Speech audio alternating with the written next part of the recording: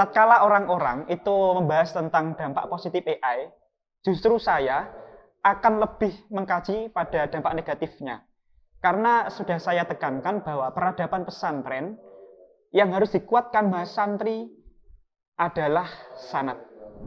Nah, tentu AI dan era kini itu sangat berkaitan, terutama dipengaruhi yang namanya tadi, yaitu perkembangan zaman.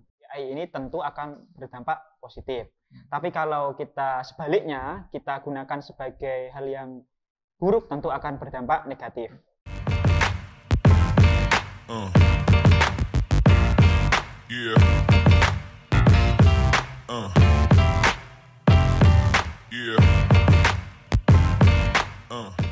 Bismillahirrahmanirrahim. Assalamualaikum warahmatullahi wabarakatuh.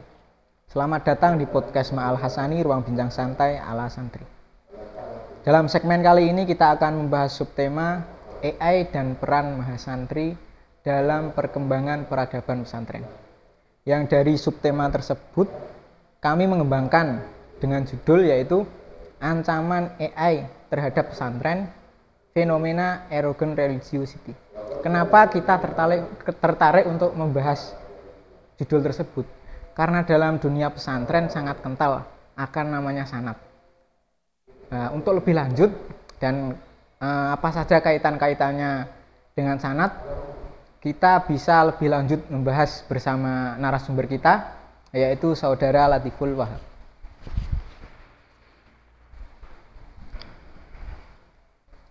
Assalamualaikum. Waalaikumsalam. Monggo. Nggih, alhamdulillah. Boleh saya taruh depan? Capek soalnya. Gimana kabarnya? Alhamdulillahirabbil alamin, baik. Dengar-dengar Anda semester 8. Ya, alhamdulillah semester 8. Dan ya semoga nanti bisa wisuda dengan teman-teman semua. Iya, doakan. Amin, Allahumma amin. Amin. Jadi gini, Kang. Nggih. Kami mengundang Anda ingin berbincang-bincang santai, tentunya dunia pesantren. Kita akan membahas dunia pesantren dan teknologi. Kami memiliki subtema yang akan kami kaji yang menarik, yaitu AI dan peran mahasantri terhadap perkembangan pesantren. Yang dari subtema tersebut kami mengembangkan dengan judul yaitu Ancaman AI terhadap pesantren, Fenomena Erogen Religiosity. Ya. Jadi gini, apa sih itu Erogen Religiosity? Sebelum kita masuk pembahasan pertanyaan-pertanyaan yang nanti kami akan ajukan ya, kita akan membahas sedikit tentang apa itu Erogen Religiosity. Ya, baik, terima kasih. Tentu ini sebuah subtema yang menarik. Tentunya kita yang hidup di pesantren, setiap hari kita dikenalkan dengan turot atau kita bahasakan kitab klasik atau kitab salaf. Dan tentu setiap harinya juga kita tidak lepas dari yang namanya kita tatap muka, muajah dengan para masyayikh. Dan tentunya ini menambahkan daripada spirit kita untuk terus belajar dan belajar. Nah, di sini ada subtema menarik yaitu terkait AI dan peran mahasantri dalam menghadapi perkembangan atau peradaban pesantren. Nah, ketika kita berbicara tentang peradaban pesantren, ini sebelum saya masuk ke apa sih erogensi religiosity itu ya, ini perlu saya berikan prolog dulu, biar nanti lebih enak, lebih detail gitu. Kasihan nanti yang dengar gitu. Seperti itu. Jadi, ketika kita berbicara tentang peradaban pesantren, tentu itu tidak lepas dari yang namanya sanad. Pasti Anda juga tahu ya, seberapa sih pentingnya sanad bagi kita, seberapa urgentnya sanad bagi kita. Karena sanad itu kita ibaratkan sebagai tombak. Bagaimana tombak itu kuat, bagaimana sanad itu kuat, itu tergantung dari orang yang mencari sanad tersebut. Karena keilmuan kita itu tergantung sanad kita juga. Siapa nanti guru kita, oke ya? Siapa nanti masyayikh kita, berapa lama kita mondok, itu nanti yang akan menjadi standar ukuran sanad. Tapi yang perlu kita kaji terlebih dahulu, sebelum masuk ke arogansi religiusi juga, tentu kita harus mengenal AI terlebih dahulu. Mungkin Anda mau tanya terkait AI apa tidak ini? Ya, Silakan dijelaskan masalah AI terlebih dahulu. Ya, kalau memang sudah tahu nanti Soalnya biar Anda yang ya, jelaskan kami atau belum saya. tahu soalnya. Oke, Mohon ya. maaf, belum tahu. Siap. Baik, ini sedikit saya singgung ya. Jadi ketika kita mendengar kata-kata AI, itu kita pasti akan mengatakan bahwa AI itu adalah artificial intelligence. Nah, dalam sebuah ilmu lughat, dalam sebuah ilmu yang ada di Turat, ketika kita mengatakan sebuah takrif atau definisi, perlu yang adanya lughat terlebih dahulu, atau secara bahasa, atau secara etimologi. Wah, masuk tenan hebat Anda ini.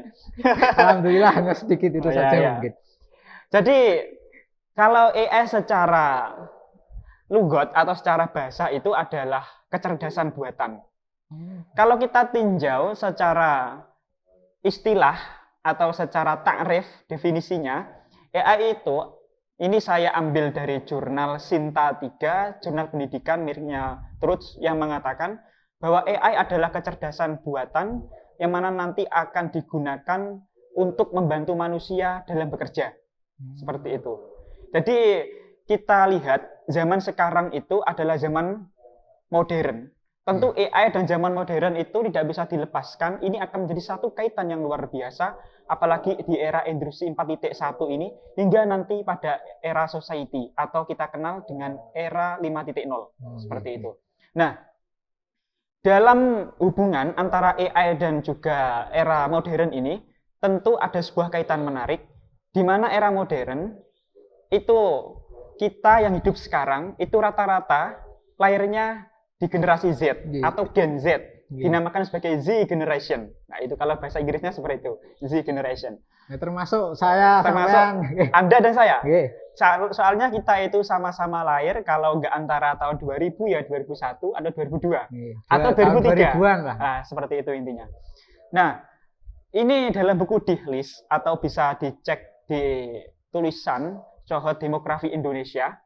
Itu kalau kita lihat, era itu ada 5 macam. Yang pertama ada era baby boomer, ada era Gen X, ada era milenial, ada era Gen Z, dan juga ada era Alpha. Nah, kenapa kita lihat bahwa AI kok bisa berkembang di era Gen Z ini? Era Gen Z itu adalah era yang mana orang lahir di kisaran tahun 98 sampai tahun 2009. Dan itu kental dengan internet, kental dengan teknologi. Dan ciri-ciri kalau orang lahir di era ini tidak menjustifikasi seorang ya, termasuk Anda, seperti itu. Itu rata-rata, satu, dia itu dekat dengan teknologi. Yang kedua, pengen instan. Ini ciri-ciri di era Gen Z. Dan kalau era Alpha itu adalah lebih parah lagi, artinya kedekatan dengan teknologi itu semakin canggih dan semakin dekat, itu orang yang lahir di tahun 2010 sampai sekarang. Kalau kita, berarti era Gen Z, artinya kita itu adalah orang yang dekat teknologi dan pengen serba instan. Percaya apa tidak Anda? Percaya. Soalnya Anda juga pelaku apa tidak? Melakukan. Seperti itu. Oke. Nah, tentu AI dan era kini itu sangat berkaitan, terutama dipengaruhi yang namanya tadi, yaitu perkembangan zaman. Dan bagaimana signifikan atau daripada dampak, impact yang akan terasa di pesantren dengan kemunculan AI, tentu akan berdampak. Tatkala orang-orang itu membahas tentang dampak positif AI, justru saya akan lebih mengkaji pada dampak negatifnya. Karena sudah saya tekankan bahwa peradaban pesantren yang harus dikuatkan mas santri adalah sanad. Karena mau nggak mau, sanad adalah unsur terpenting yang sudah dijaga eksistensinya mulai zaman Rasulullah sampai sekarang. Ada sebuah makalah menarik, yaitu yang dikatakan oleh para ulama, mungkin Anda juga hafal ya, tapi saya tetap bunyikan, mengingat kita juga harus saling mengingatkan. Ya. Yaitu Bismillahirrahmanirrahim, makalahnya, Al-Muhafadhuh ala qadimis sholeh, wal akhdu bil jadidil aslah, wal idda bima aslah. Kita menjaga tradisi daripada ulama terdahulu dan mengeksplorasi tradisi yang lebih baik atau hal yang lebih baru, lalu menginovasi hal yang lebih inovasi atau lebih baru lagi. Dalam artian gimana? Bagaimana kita bisa mempertahankan eksistensi daripada kitab Turat Salah satunya adalah kita jaga eksistensi sanad kita dengan bisa mengembangkannya dengan teknologi. Karena mau nggak mau, kita yang hidup sekarang itu tidak lepas dari namanya teknologi. Dan tentu kaitannya sangat kental, sehingga kayak itu seperti dua sisi mata uang, nggak bisa dipisahkan. Bagaimana kita mau berpisah dengan zaman, sedangkan kita juga ikut zamannya. Mungkin Anda mau kembali ke zaman Pak Soeharto, tapi apakah Anda akan meninggalkan zaman sekarang? Kan nggak mungkin. Dan nggak mungkin juga Anda akan kembali. Oleh karenanya, itu seperti dua sisi mata uang, bagaimana kita bisa menjaga eksistensi Turots, yaitu dengan tetap mempertahankan sanad kita, dan bagaimana kita bisa mengikuti zaman sekarang. Nah, AI sendiri itu akan mempengaruhi daripada fenomena arogansi religiusti. Apa sih arogansi religiusti itu? Kalau kita mendengar kata arogansi, itu adalah tindakan radikalis, tindakan angkuh, tindakan sombong. Religiusti itu adalah agama.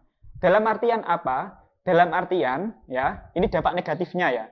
Karena bagaimanapun kita mempertahankan sanad, nah ketika kita mempertahankan, kita harus tahu apa sih yang kiranya nanti akan menghancurkan sanad. Salah satunya adalah fenomena arogansi religiusti, yaitu fenomena di mana orang lebih menyukai belajar instan dengan menggunakan beberapa kajian serampangan-serampangan secara teknologi. Kita tahu bahwasannya arogansi religiusti, yaitu tindakan arogan dalam beragama, adalah orang belajar agama secara instan. Atau kita sebut dengan karbitan. Kalau ada pisang cepat matang itu kan dikarbit. Tapi kalau di sini kita kaitkan dengan agama, tentu kalau ada orang dia belajar instan, itu seperti ustadz karbitan. Baru belajar sebentar, minta jadi ustadz. Apakah itu pantas? Pantas apa tidak? Nggak pantas. Apakah itu nggak malu dengan yang ada di pesantren? Lah, ini mengancam keberadaan daripada sanad yang ada di pesantren. Meskipun dakwah sebenarnya kewajiban bagi setiap muslim. Iya. Tapi bagaimanapun juga kan harus mengerti posisinya masing-masing dan kemampuannya. Itu wajib harus mengisi. Bahkan kalau kita pernah mengkaji di kitab Ta'lim Muta'alim, itu syarat daripada orang belajar ilmu, salah satunya adalah irsyadu ustadin, yang kedua adalah salah satunya watuli zamanin. Selain dia cerdas, apa sih syaratnya? Yaitu harus irsyadu ustadin. Harus ada petunjuk daripada guru, petunjuk daripada masyayikh, ada arahan. Lalu selain itu apa? Ada tuli zamanin, waktu yang lama. Jadi kalau orang dia kok ingin belajar instan lewat teknologi, salah satunya yang paling tampak dan paling signifikan dipakai orang zaman sekarang adalah AI. Sesuai dengan perkembangannya. Orang ingin menjadi ustadz, itu sekarang mudah. Karena apa? Ya, sebelum kemunculan AI itu ada Google, ada YouTube dan sebagainya. Apalagi dibantu AI sekarang ini, bahkan lebih mudah sekali. Orang akan belajar lewat AI, dia tidak mau belajar ke ustadz, cukup belajar otodidak 3 menit, 5 menit, 6 menit, 7 menit, lalu buat video di Instagram, mungkin di Facebook atau di YouTube, diupload ceramah. Nah, ini tindakannya nggak benar. Sebab apa? Dia terlepas dari yang irsyadu ustadin, yaitu adanya petunjuk dari guru, dan terlepas dari tuli zamanin, dari waktu yang lama. Ini nama ustadz karbitan dan sangat berbahaya. Dan tentu ini akan mengakibatkan kemunculan-kemunculan ustadz yang nanti akan membuat onar, baik di kalangan kita, di kalangan orang muslim sendiri atau di non-muslim. Karena apa? Mengingat kita yang di Indonesia ini, bagaimana kita totalitas untuk mencintai negara kita, bagaimana kita totalitas untuk menjaga kewarganegaraan kita, itu dengan apa? Kita menjaga kedaulatan, salah satunya apa? Tidak membuat kehebohan. Sekarang kan banyak fenomena, ada ustadz yang dia, ya mohon maaf ini kalau nggak ngonten ya ceramah di YouTube, dia membuat keonaran dengan tindakan-tindakan radikalisme, dengan tindakan ceramah-ceramah yang liberalisme, hingga masyarakat itu bingung, mana ustadz yang benar, mana kiai yang benar, itu nggak bisa terdeteksi zaman sekarang. Karena apa? Belajar instan itu mudah, dan itu adalah ciri orang yang hidup di zaman sekarang. Karena apa? Tidak lepas daripada era Z atau era Z generation yang lekat dengan belajar instan, atau yang lekat dengan instan ataupun dengan teknologi. Seperti itu. Jadi Berarti sebuah fenomena arrogant religiosity itu sebuah, kita bisa katakan simpel, Ustadz Karbitan. Iya. Ustadz Karbitan yang ya meskipun memang dakwah wajib bagi setiap orang gitu. Ya. Kan setiap orang kan wajib berdakwah, tapi bagaimanapun juga kan harus mengerti posisinya masing-masing. Ya. Kalau belum bisa, contohnya saya sebagai murid. Ya. Dakwahnya ya cukup teman-teman, nggak usah sampai kayak ngonten-ngonten gitu loh. Ya. Kalau udah mumpuni kan bisa masuk Google, bisa masuk YouTube, Ya. kita buat konten gitu ya.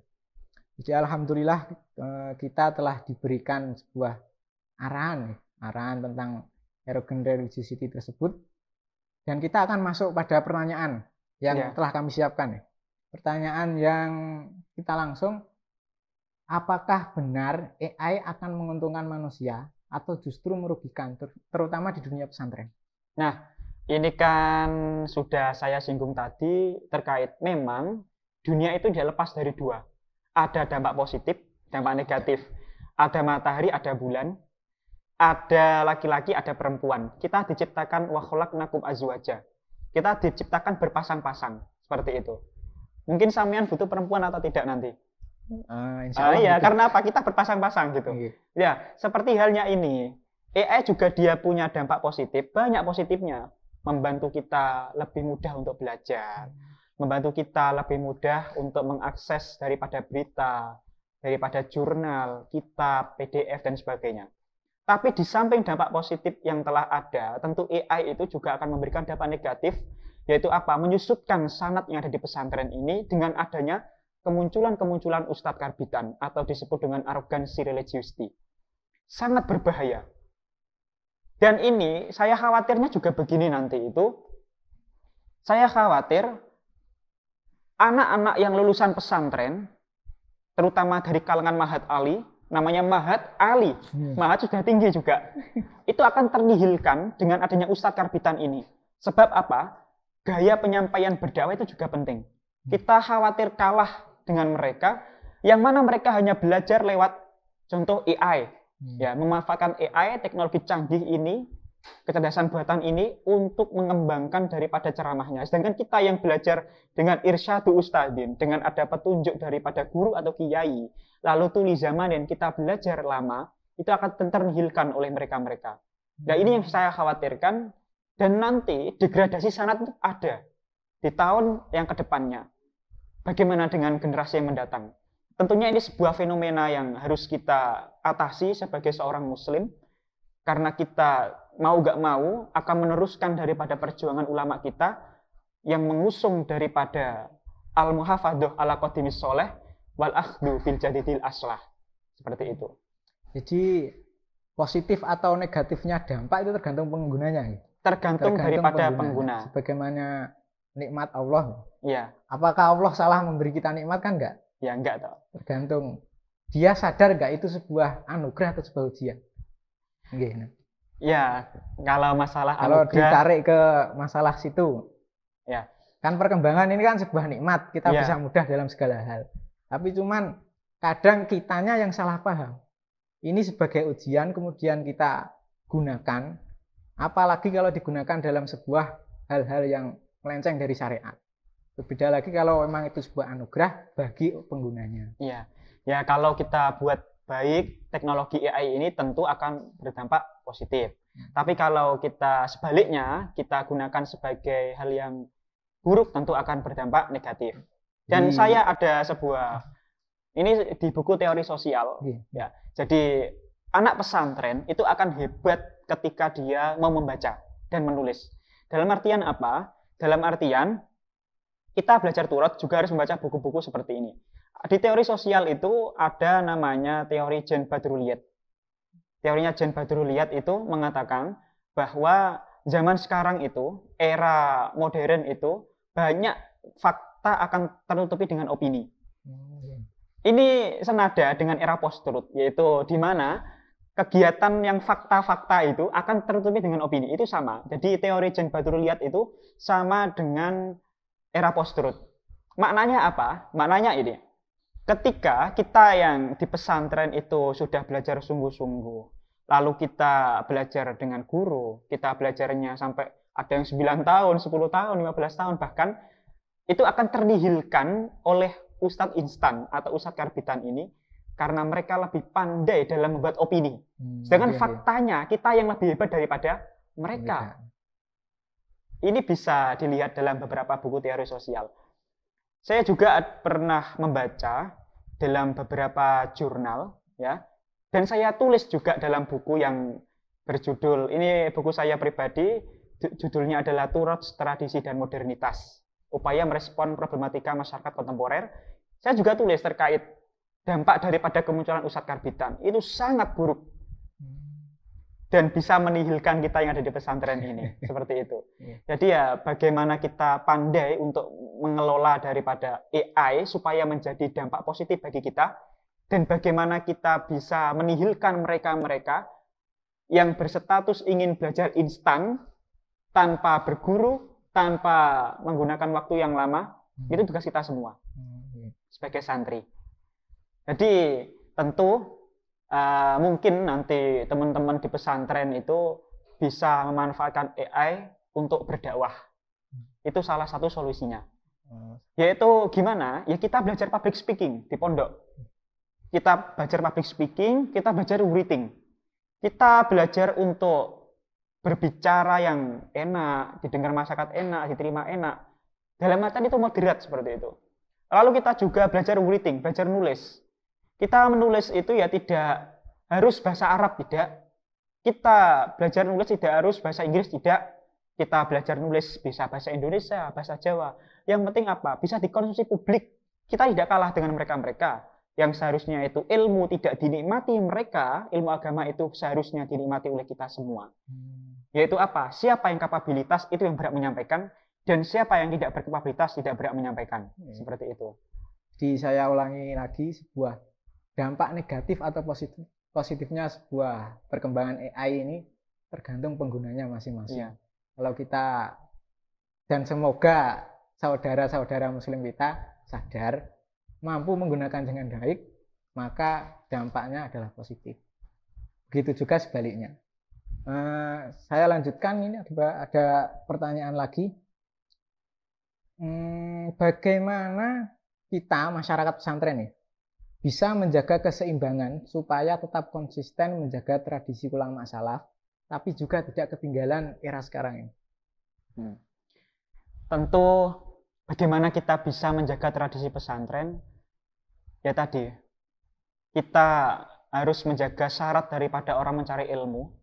Kalau kita zaman dulu mengkaji la tanalul ilma illa bisitatin, itu loh. Nah, apa syaratnya? Dukain, wahirsin, wasibarin, wabulgotin, wa irsati ustadin, watuli zamanin. Ini lengkapnya. Ini harus kita jaga. 6 eksistensi ini kita jaga. Itu adalah syarat daripada kita menjaga tradisi ulama kita. Dukain cerdas, hirsin semangat, wasibarin sabar, bulgotin kita punya uang saku, irsati ustadin kita punya guru. Yang terakhir adalah tuli zamanin, tidak instan dalam artian kita belajar dengan waktu yang cukup lama. Seperti itu. Lalu bagaimana keseimbangan itu bisa menjadi balance, bisa menjadi sama ketika kita kaitkan dengan era kontemporer sekarang? Ya tadi adalah kita selain harus wahafadhu ala qadimis sholeh, kita juga harus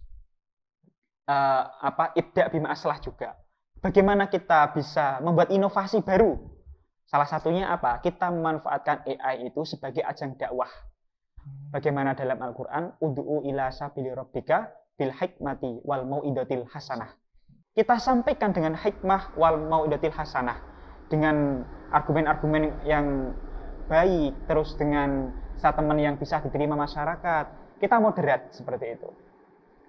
Kita manfaatkan ilmu yang kita dapatkan di pesantren. Tujuan apa? Tujuannya adalah supaya sanad kita terjaga. Kita nggak kalah dengan mereka yang mereka kapabilitasnya itu di bawah kita. Dalam artian orang yang belajar instan, yang arogansi religiusti, itu sanadnya tidak ada. Karena mereka belajar instan dan menggunakan teknologi. Tapi kalau kita jelas gurunya siapa, waktunya juga lama. Seperti itu. Nah, alhamdulillah ya, kita telah diberi penjelasan-penjelasan yang banyak. Semoga bisa bermanfaat. Sebagai sebuah kesimpulan dari apa yang kita bahas pada segmen kali ini, semaju apapun sebuah fasilitas, tapi penggunanya maaf masih tolol dan bodoh, jangan harap bisa maju.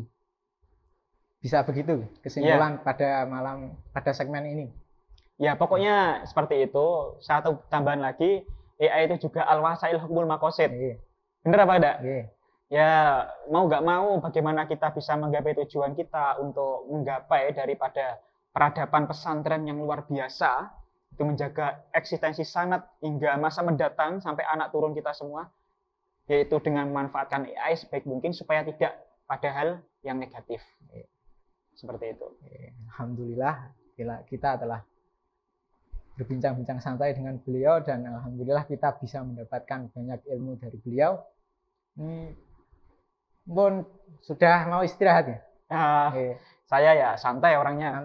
Ya, tapi slow. Maaf, dalam segmen ini kita dibatasi beberapa waktu. Oh iya, nggak apa-apa. Kita nggak bisa lama-lama soalnya masih ada aktivitas-aktivitas lain ya.